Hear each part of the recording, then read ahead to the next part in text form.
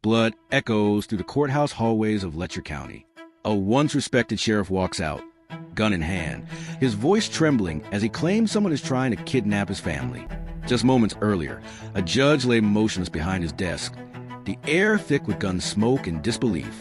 This is the story of Sheriff Mickey Stines, the man who pulled the trigger, and the moment he realized he had already destroyed everything. Go ahead. What are you got? Fire to the Letcher County courthouse and somebody Mullins. I got emergency at the courthouse. I need ambulance here right now. District courtroom. Which courthouse? Court, Letcher County. And what's going on?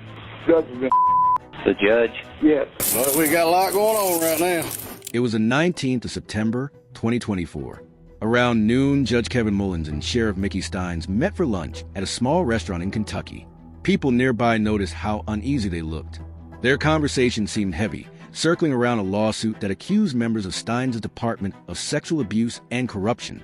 The two men had worked together for years, but something that day felt different, like a friendship slowly breaking under the weight of secrets. It's 19th of September 2024. At 12 p.m., Judge Kevin Mullins and Sheriff Mickey Stines were having lunch together at a local restaurant, where the judge tells Mickey Stines to later join him for a private meeting inside. A few hours later, Stines walked into the judge's private chamber inside the courthouse.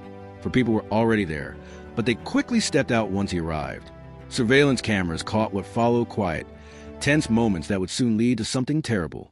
Stines checked the door twice, almost like he was making sure no one could hear what was coming. Chamber. The conversation was supposed to be about Mickey's current involvement lawsuit, to which we will take a look in a moment. Around 2.5 hours later, Mickey enters into Judge's cabin and the 4 people they were already inside imminently leave the room. Before the shooting, rumors had already started spreading to the courthouse. People whisper about hidden tapes, about women who were forced into sexual acts by men who were supposed to protect them. These were not wild stories told by strangers. They were spoken by people who worked inside those same halls of justice. But he does have some videotapes of some stuff in the judge's chambers. What kind of stuff? Just with girls.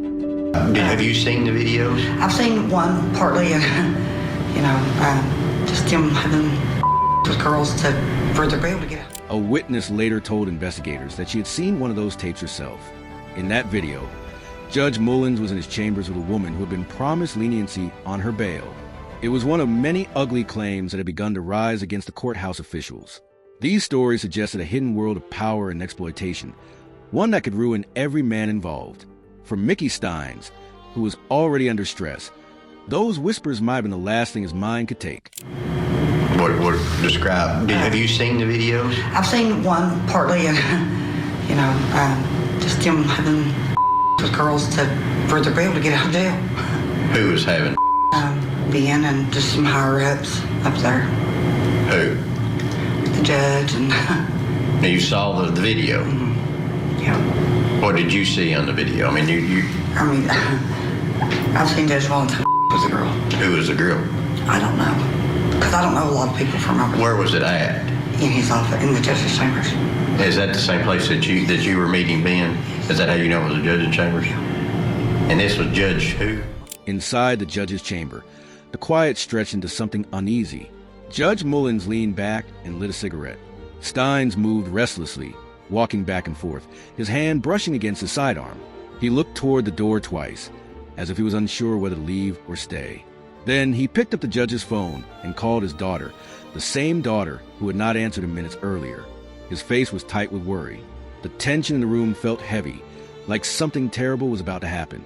While the judge was smoking his cigarette, Mickey stands up and checks the door. 3 minutes later, he once again stands up and goes to check the door. After some back and forth conversation, he exchanges phones with the judge and calls his daughter from... At exactly 2:51 in the afternoon, the line between reason and madness broke. Stines rose from his chair, drew his pistol, and told the judge to stay seated. The command was short and sharp. Then came the gunfire. The courthouse, usually filled with quiet footsteps and shuffling papers, exploded with echoes of violence. Takes out his pistol. The judge tries to calm him down, but he orders him to stay in his seat. Mickey then once again checks the door, and after a minute of argument, he loses it.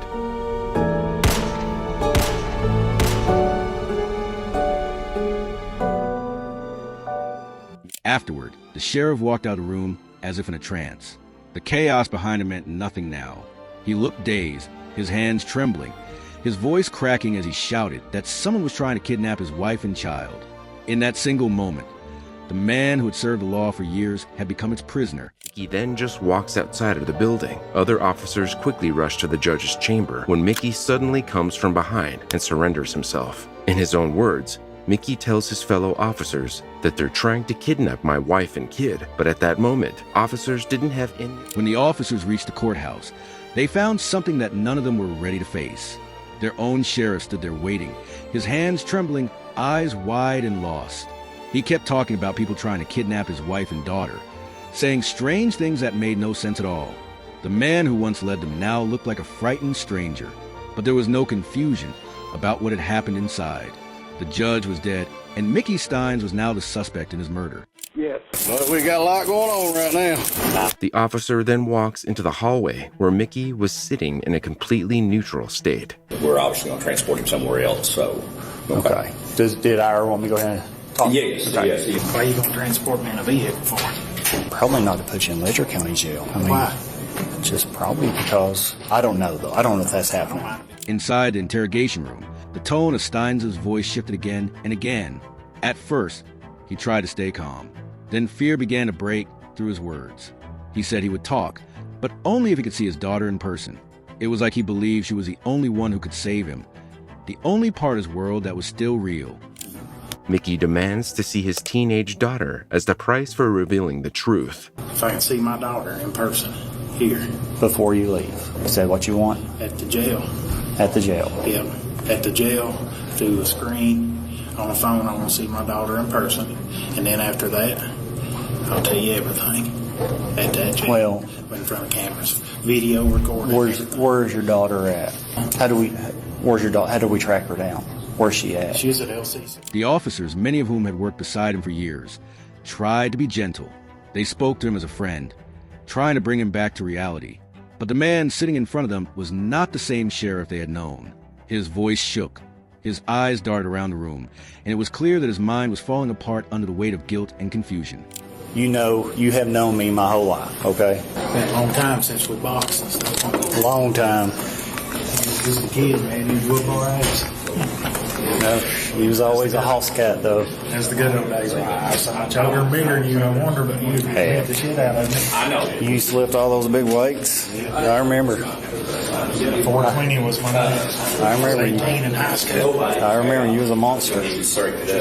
After reflecting on his good old time, it's time for Mickey to open up. A single day before the shooting, Mickey Stines had gone to see a doctor. He had complained about severe stress and not being able to sleep. People close to him had already noticed a change. They said he was acting paranoid, sometimes talking nonsense, sometimes pacing for hours without reason. His behavior was not normal for a man who once carried himself with calm authority. It was as if his thoughts were eating away at him from the inside. Do you take medicine or anything? Like, has anything been going on? I mean, how's things been day to day lately with you? Things been a little off or normal or what?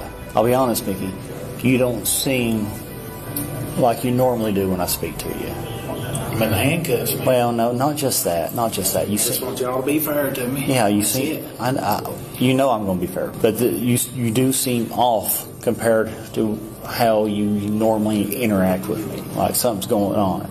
Like, has anything else been going on the last few weeks? Do you take like medicine for anything, or any type of illness? Now, in handcuffs, his fear showed itself in every word.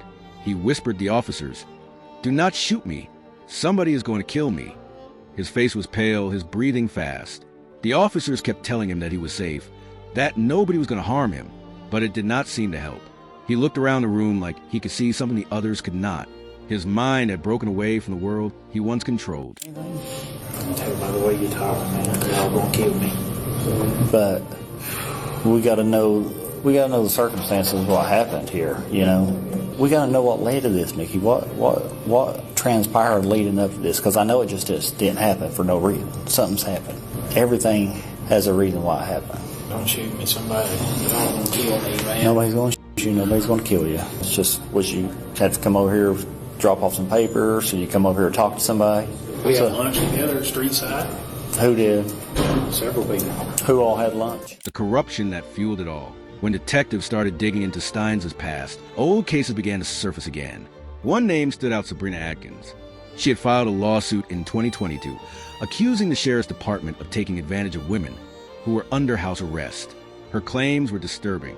She said Deputy Ben Fields had made comments that she could work something out to make her situation easier. It was a quiet way of saying something dark.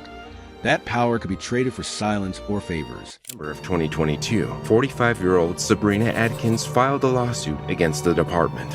Sabrina was on house arrest with an electronic ankle monitor, to which she was also required to pay fees for, and Deputy Ben Fields was assigned as her monitoring officer. But when she could no longer afford the fees, Fields made flirtatious comments and implied that she... As more people talked, the claims grew worse. Some mentioned videos that showed Judge Mullins, Deputy Fields, and even people in higher positions involved in sexual acts inside the courthouse itself. It was said that some of these videos were still being passed around in secret. Mickey Stines' name came up in those whispers. Some said he knew what was happening and looked away. Others believed he had taken part himself. Whether he was guilty or not, those accusations might have been what finally pushed him over the edge. The walls were closing in, and his mind could no longer bear the pressure. This was Judge who? Mullins. The lawsuit also contained Mickey's name because as a sheriff, he was responsible for supervising all the deputies. But when asked about these meetups to Judge, he told investigators that he did not authorize such meetings and believed they were only related to paperwork or custody handling. Currently, there is no evidence to back off that what he was fully aware of the situation or not. You saw the video of the judge. Any other videos that you... As the police car carried him away, Stines kept mumbling words that made little sense. His voice was soft and uneven. He said, "This is not a jail. Something did happen." It sounded like he was trapped somewhere between truth and confusion, not fully aware where he was or what was real anymore. The weight of what he had done and what he had hidden seemed to crash down on him all at once. Guys, make sure I get to the jail. Come on now, guys. I was asking why you done it. Was it over your family?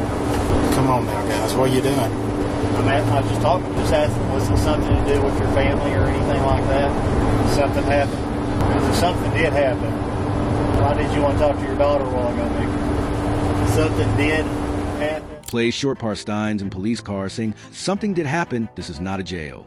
That was the moment he seemed to finally understand everything, not that the law had caught him, but that his own choices had. The truth he had tried to escape was waiting for him. It was far heavier than the chains around his wrists. He's been charged with first-degree murder, and if convicted, he can face up to death penalty. A sheriff, a judge, and a courthouse once symbols of justice. Now reminders of betrayal. One man dead, another in chains, and a town haunted by secrets it tried to bury. Was this madness or revenge? Share your thoughts below. And do not forget to like, subscribe, and tell me which case you want to hear about next.